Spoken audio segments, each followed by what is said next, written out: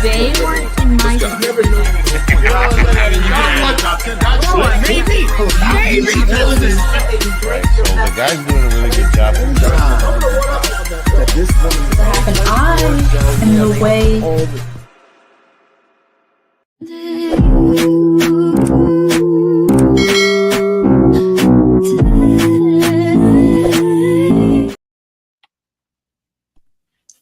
Hello. Welcome back. It has been years since we've had the privilege of discussing Squid Games. Now, I look back on it, and apparently it was exactly 3 years ago, almost to the date, I want to say, that Squid Game season 1 came out. But here we are all of these many years later to discuss season 2, finally. And before we get into the show, I can't do it by myself. I'm here with my co-host. At the very bottom, we got Vibrating Vic. What's going on? Oh shit! I forgot about that name. Okay, yeah, it was fine. We didn't. That's funny. And of course, to maybe my left, your right, and I'm not sure how you guys are viewing it, but we got the great Grand Slam Poobah. It's been a while, guys. I know that it's the holiday season, and it's just been a while, and I can't wait to talk about Squid Games. This is season 2. We did season 1, cheap plug, so you can watch that all back, and we're here to talk about the newest season. All right. Hey, Charmaine, thanks for being here. I appreciate you. So before we get into the episode proper, I didn't upload this image, but there's been a little bit of geek news. One thing is related specifically to Squid Game, so I'll hold off on that for a second bit. But the first bit, I wanted to hear your thoughts on this, guys, because apparently the Batman sequel has been pushed back another year. It was originally set to release it in 2026. Now they've pushed it back all the way to 2027. And keep in mind, the Batman, I want to say it came out in 2021 as well. Yeah. Maybe 2021, 2022. I think it was 2022, but go ahead. Yeah. So what do you guys think about this delayed release date? That's a 5-year gap. That's I don't think that's a good thing. To tell you the truth. I mean, unless it's just something wild and crazy. Because look, I personally think that 2 years is a sweet spot for a sequel of a movie. You know, you got to strike while the iron's hot. I don't know if that's gonna work, especially with how much content there is. Like, people are just gonna get into other things, is what I'm saying. Like, yeah, I don't know. We'll see. I mean, unless there's like other movies that tie into it in between, like the MCU, then yeah. But. I think Vic is onto something here, because I do agree with that. I think a good 2 years, maybe even 3 years, is a good point. And especially with this movie, this is supposed to be a young Batman. How old is Rob Pattinson? How old is he? I feel like he's touching 40. I feel like it. I mean, not for nothing. So am I. But I totally get what you're saying, because it's supposed to be a young Batman, and I'm just saying he's not getting any younger. I was going to sit here and originally just go with, okay, well, they want to make sure the script is right and make sure this movie is well. But this is based off a young Batman. I do think that it does hurt them a little bit. I think it does hurt them. Yeah, so I just looked it up. Robert Pattinson is 38. So by the time the movie releases, I'm not sure if they already began shooting or not. Sure. But it's very likely he'll be in his 40s by the time, if they haven't already started shooting, by the time they complete shooting. So this whole young Batman, we definitely stretching it. We stretching it. Yeah, because it's supposed to be like a year 1 Batman, right? And throughout the movie, I think it was year 1 or year 2 in the movie. And maybe year 2, yeah. Especially considering when we have the Penguin, it takes place like immediately after the events of the movie. So I would be interested to find out what the timeline is for this 2027 release in universe. So what year did you? I'm sorry, just for my brain, because I looked up his age. He's 38. So yes, he would be 40 going to this. And I mean, honestly, 40 is kind of like, I feel like that's just traditional Batman. But if you're going for that, young Batman thing, I just feel like at this point, just don't do it anymore. And not because, look, I'm not gonna say maybe I have to rewatch it because I definitely was not a fan. I told you plenty of times. I said he wore loud boots, and all I heard is something in the way. But I do think if you really want this to be a young Batman, yeah, I don't.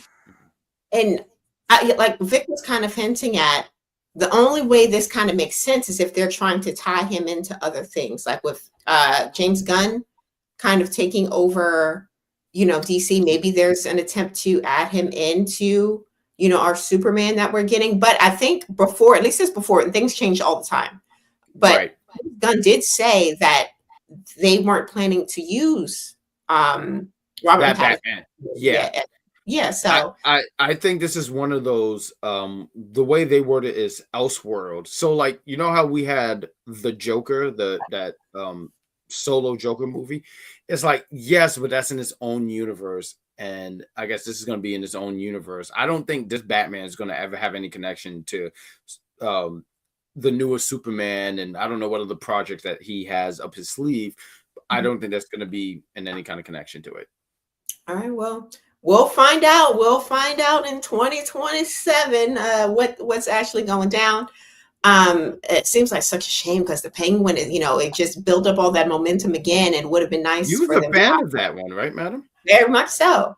But to get in our second bit of news, it was confirmed earlier today that even though it's been a full 3 years since the first season of Squid Games, they actually announced earlier that Squid Game's third and final season will release in 2025 on Netflix. So we're getting it next year. So it's no long extended wait for the third and final season of Squid Games. Happening next year. What do you guys think about that? I got to sit here and say, not for nothing, when I saw that, I said, bro, I didn't even finish season 2. I immediately said that. But I think it's cool that they immediately, something like Vic was saying, like, strike him when the iron's hot and go, like, rather than give it that 2-year period, which I do think kind of hurts series and stuff like that. Cool. Great. I just haven't finished the damn series yet.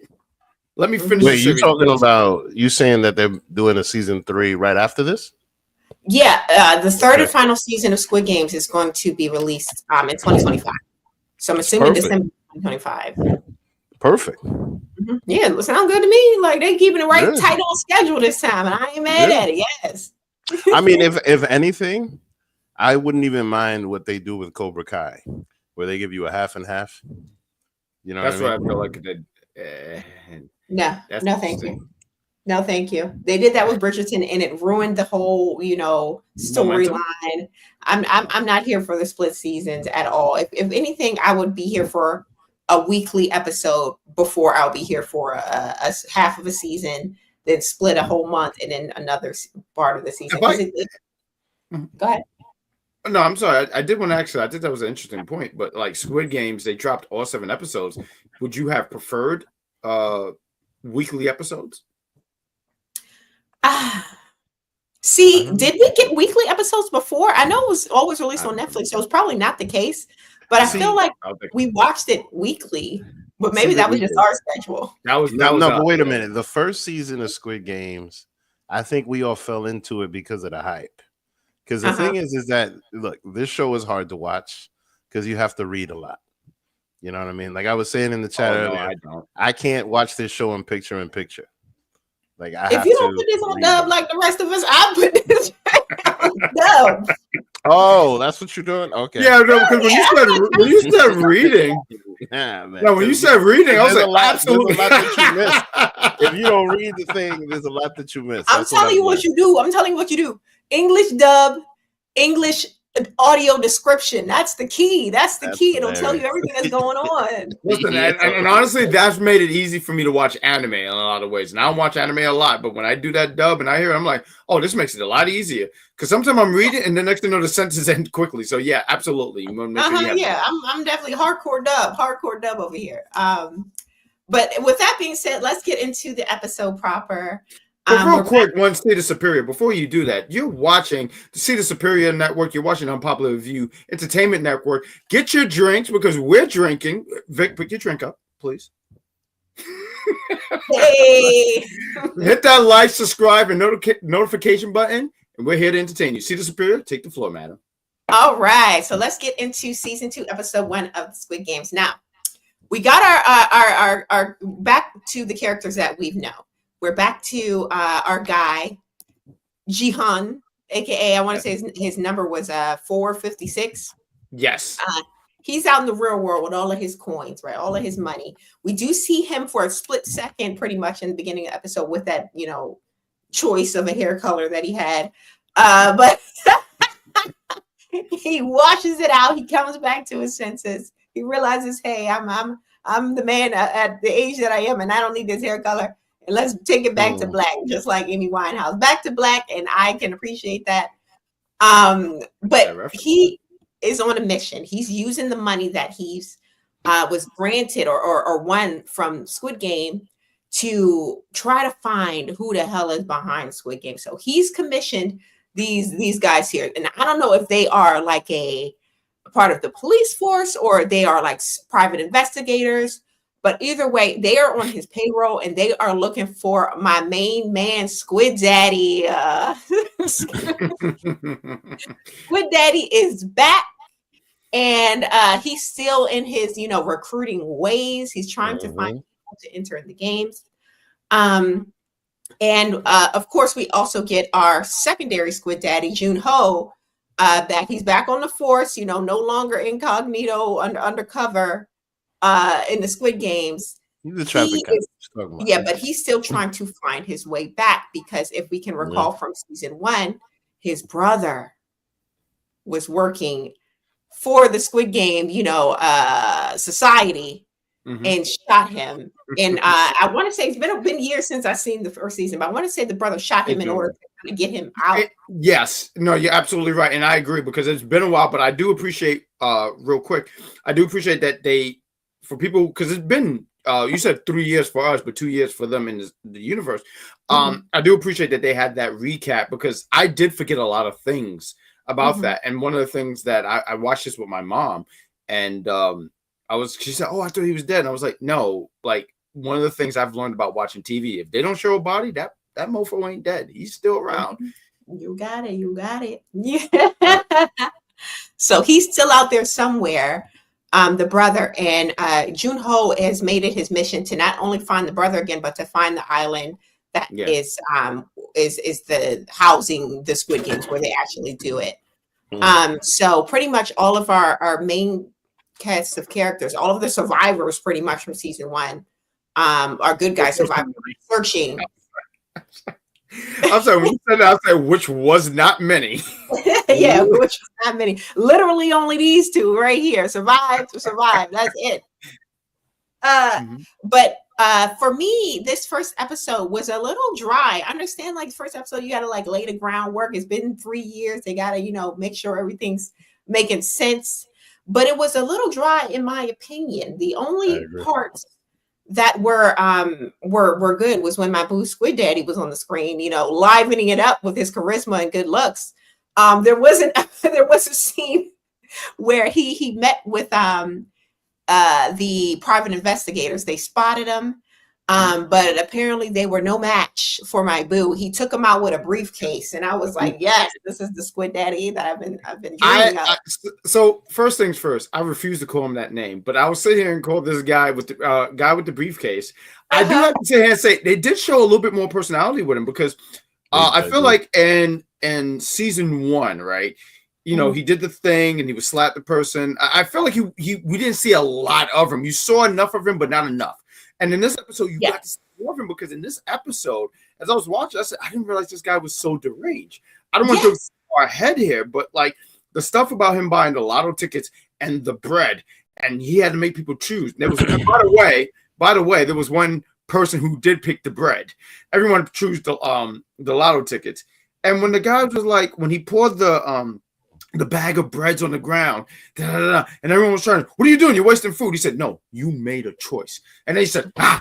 And the way he was stomping on it, it wasn't even like it was a regular stomp. This guy got deranged. And even I said, ha.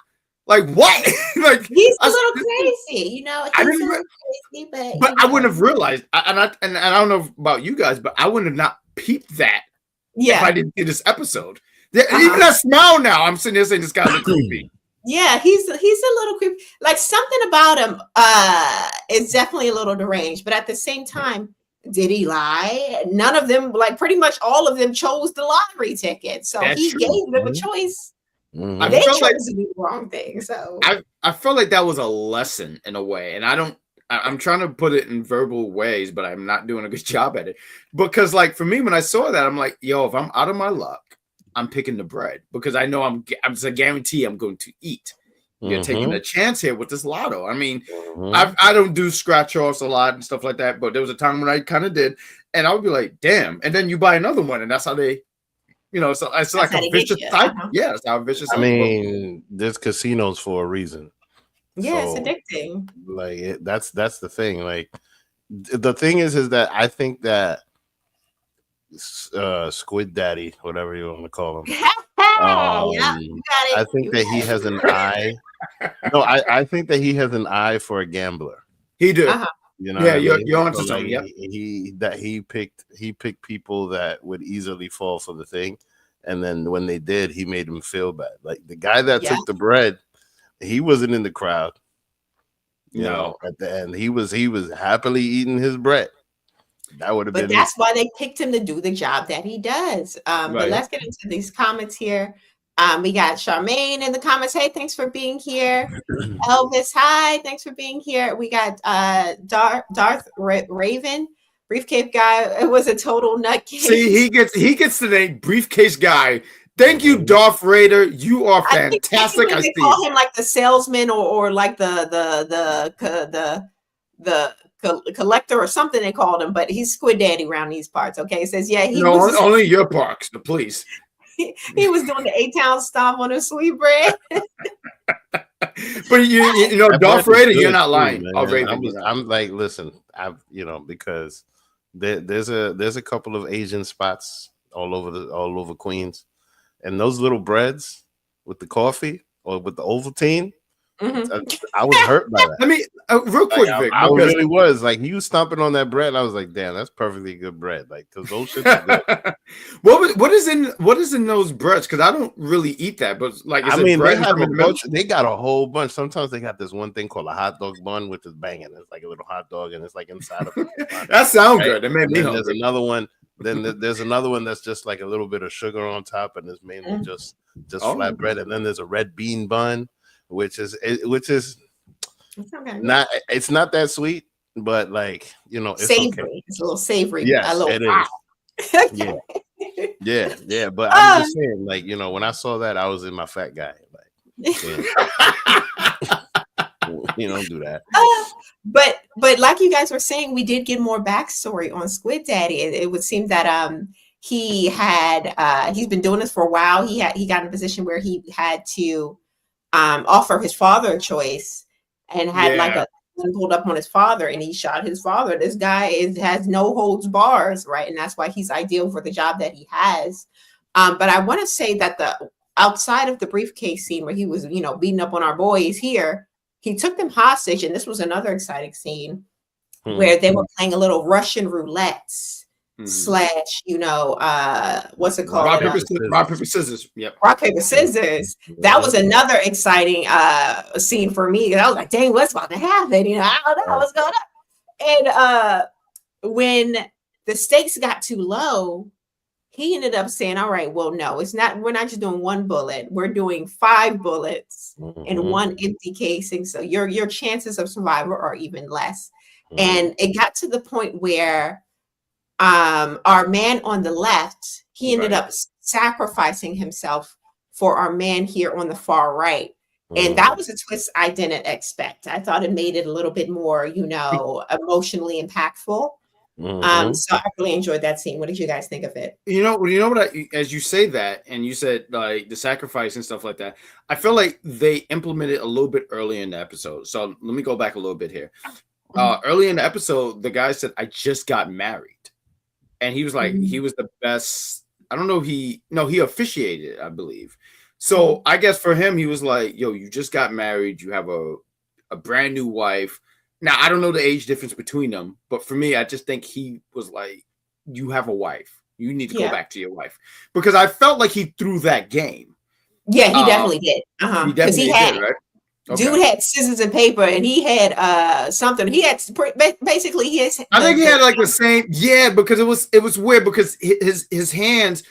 So when they did the game, you know how usually you do like with one hand, but they did with two. They did with two hands. And I'm like, is that something that they do over in like South Korea? I've never heard of two hands. I've never seen that with two hands. Yeah, that was new to me because anytime I ever played rock paper scissors, it was like bum bum bum and like that. Exactly. Yeah. So the guy who would have lost the game, he had two rocks, and the older gentleman, he had one paper hand and one scissor hand. So he could have easily taken back the scissor hand and would have papered his rock and won. Right. But he didn't move his hands. He sacrificed himself. No, and you know what? Not for nothing. I do want to talk about this team right here real quick because like right. I don't know if these guys are part of the police force or anything like that. I remember watching this, and once again, watched it with my mom, and my mom was really. I enjoy watching stuff with my mom, but at first she thought like, oh, they're just gonna take his money because he's like, hey, and because at first a lot of them were like, this guy's crazy. Like, who's this person that they're talking? This guy, who's this person that he's talking about? And then when they see him, they really get on to trying to grab Briefcase Man, because I'm not saying Squid Daddy. It's the only time you'll hear that on this show. But they're trying to. I love how you have the picture ready. But they were really down to get him. Now, once again, I agree with you. They got their ass handed to them, honestly. One of them had a knife, and he's with a briefcase. Yeah, no, but the thing is that I don't think any of them were police, because notice how the other dude that's police was dressed like police. Oh, like, true. Those guys were all like mercenaries, like like bought guns. You know what I mean? Because look, none of them have anything on, and they don't have any weapons. They're all just running around. And then the thing that got them was that bonus. Like it was like 500 million yen for. Yeah, it was $1 billion yen. That's what something. Yeah. So they just sold a bunch of people after money. Like they're not officials.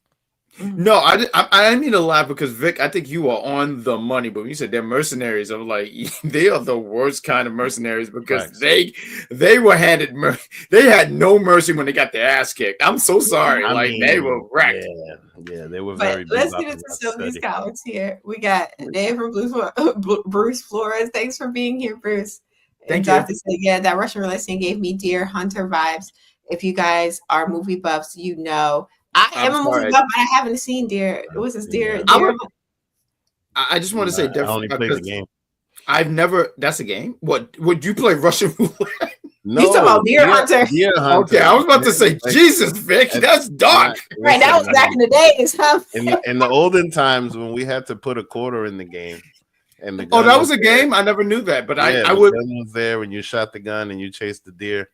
It was a simple game. Yeah. Anyway. I would like for Darth Raven, if you can break it down, because I don't know nothing about that. If you can break that down for me, that would be great. But I have no idea about that. But go ahead.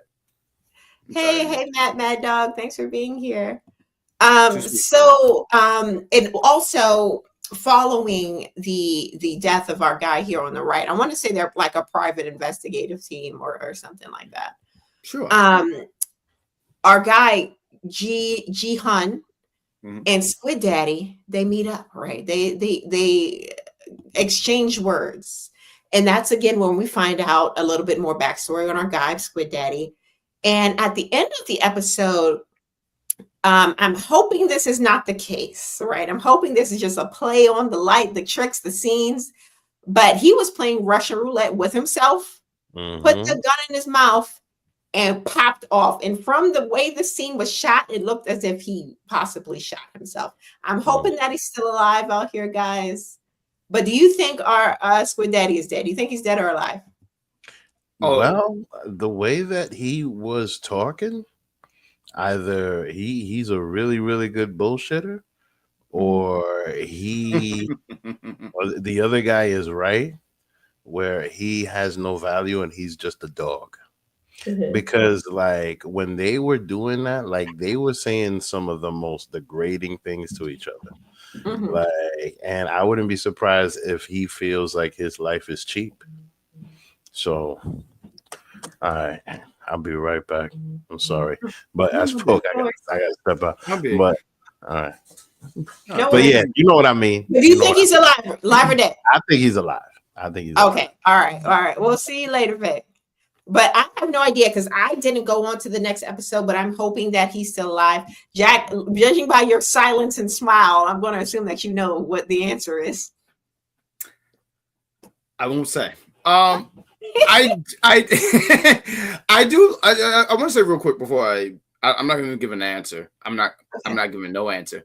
Okay. I do like how this was shot because I do like how Briefcase Man.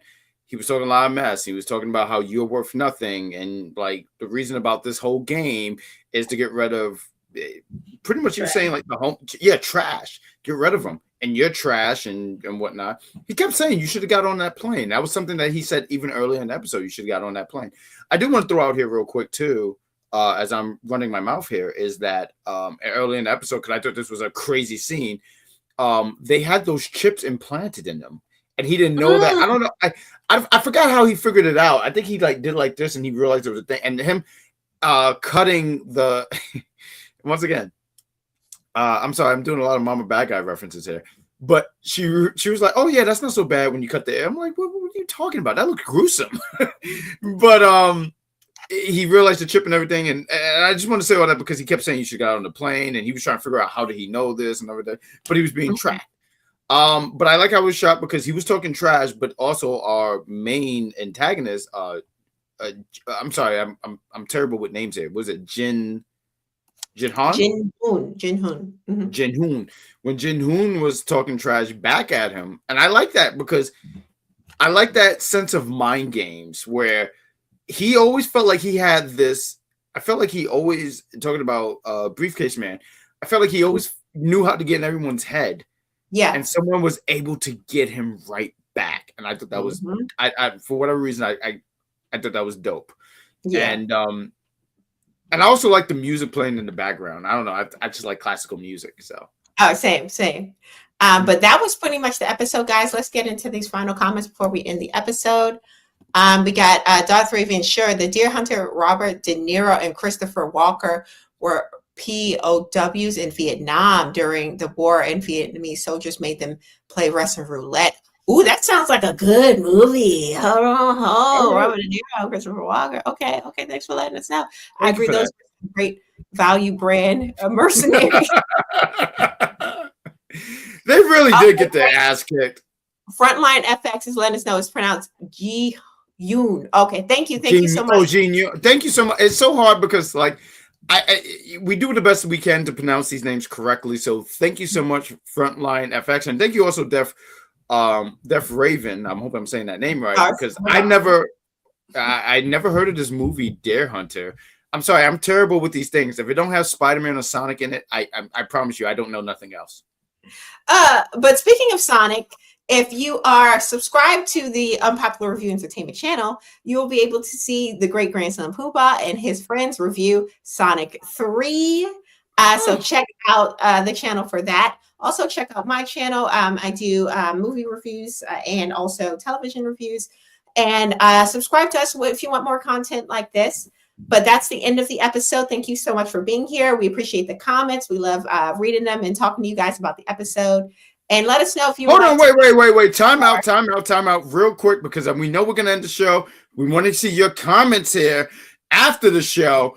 We want to know, what would you have picked? The lotto ticket or the bread? That is the question. What would you have picked? And let me tell you what I would have picked. The bread because yum. Same. I would have picked the bread because I'm greedy myself. But thank you for being here. If you like the video, please like the video and join us for more content such as this. See you later. Goodbye. Bye bye.